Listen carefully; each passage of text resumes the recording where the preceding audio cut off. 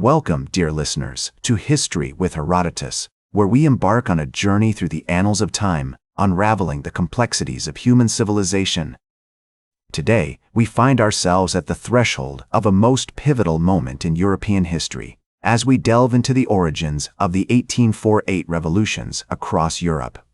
The early 19th century was a time of great upheaval, marked by the aftershocks of the Napoleonic Wars and the Congress of Vienna, which had redrew the map of Europe in 1815. The ensuing years saw the rise of liberalism, nationalism, and socialism as people began to demand greater freedoms, representation, and social justice. In the decade preceding 1848, a series of events and movements laid the groundwork for the revolutions that would soon erupt across the continent. In France, the July Revolution of 1830 had brought Louis Philippe to power, but his reign was marked by growing discontent among the working class and intellectuals. The Humbacher Fest in Germany, which took place in 1832, drew attention to the need for constitutional reform and national unity, while the Chartist movement in Britain advocated for democratic rights and social justice. As we approach the dawn of 1848, the air is thick with anticipation. In January of that year, a rebellion erupts in Sicily, soon spreading to other parts of Italy as the cry for independence and self-governance echoes across the peninsula. The month of February brings the outbreak of revolution in France as barricades rise in the streets of Paris and King Louis Philippe is forced to abdicate.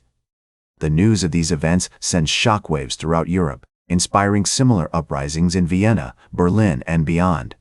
The city of Paris, with its rich history of revolutionary fervor, played a pivotal role in the events of 1848.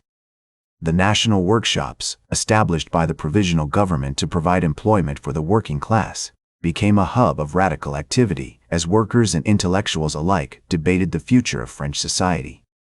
Meanwhile, in Vienna, the imperial capital of Austria, a similar movement was unfolding as students, workers, and intellectuals demanded constitutional reform and greater autonomy for the various regions of the empire.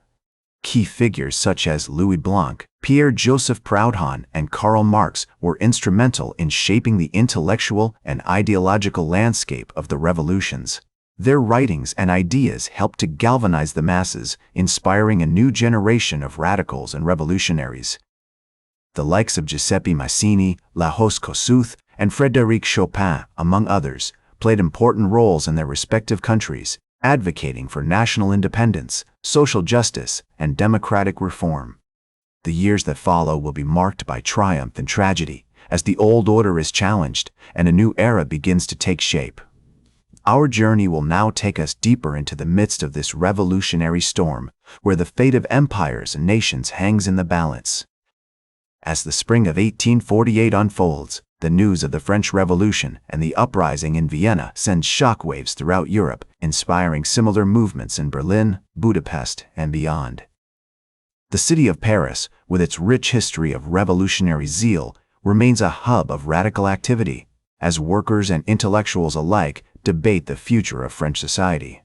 In Germany, the Frankfurt Parliament, which convenes in May 1848, becomes a beacon of hope for liberal nationalists who seek to create a unified German state. The parliament's deliberations are marked by passionate debates about the future of Germany, with some advocating for a constitutional monarchy, while others push for a more radical, republican form of government. In Austria, the imperial capital of Vienna remains a hotbed of revolutionary activity, as students, workers, and intellectuals demand constitutional reform and greater autonomy for the various regions of the empire. The likes of Lajos Kossuth, a Hungarian nationalist, and Franz Joseph, the young Austrian emperor, play important roles in shaping the course of events in their respective countries. Kossuth's impassioned speeches and writings helped to galvanize the Hungarian people, who demand greater autonomy from Austria, while Franz Joseph struggles to maintain control over his vast, multi-ethnic empire. One of the most significant events of this period is the establishment of the Second Republic in France, which marks a major turning point in the history of European democracy. The new government, led by Louis Blanc and Alexandre Ledru-Rollin, introduces a range of radical reforms, including universal male suffrage, the abolition of slavery, and the creation of a system of national workshops to provide employment for the working class. The years that follow will be marked by triumph and tragedy as the fate of empires and nations hangs in the balance. The years that follow will be marked by struggle and transformation as the new order begins to take shape. As the summer of 1848 unfolds, the tide of revolution begins to recede, and the forces of counter-revolution gain momentum. In France, the Second Republic, established earlier in the year, faces growing opposition from conservative elements who seek to roll back the radical reforms introduced by the new government. The June Days Uprising, a brutal suppression of the working-class revolt in Paris, marks a turning point in the history of the French Revolution as the conservative forces, led by General Louis Cavaignac, regain control of the city. In Germany, the Frankfurt Parliament, which had convened in May 1848 with high hopes for a unified German state, begins to falter as the various factions and interests within the parliament fail to agree on a common vision for the future of Germany. The parliament's inability to effectively address the pressing issues of the day, including the question of Austrian participation in a unified Germany, ultimately leads to its demise. In Austria, the young Emperor Franz Joseph, who had ascended to the throne in December 1848, begins to consolidate his power, using a combination of military force and diplomatic maneuvering to suppress the revolutionary movements that had threatened the integrity of his empire. The Hungarian Revolution, led by Lajos Kossuth, is eventually crushed, and the Austrian Empire is preserved, albeit at great cost in terms of human life and economic destruction.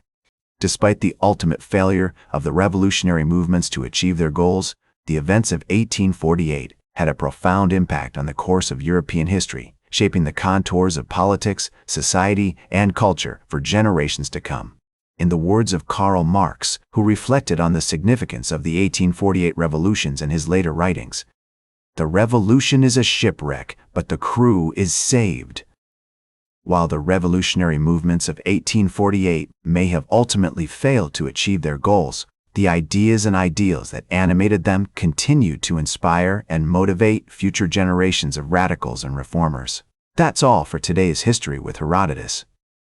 Remember to like, share, and subscribe, and until next time, remember that to understand the present, we must first understand the past.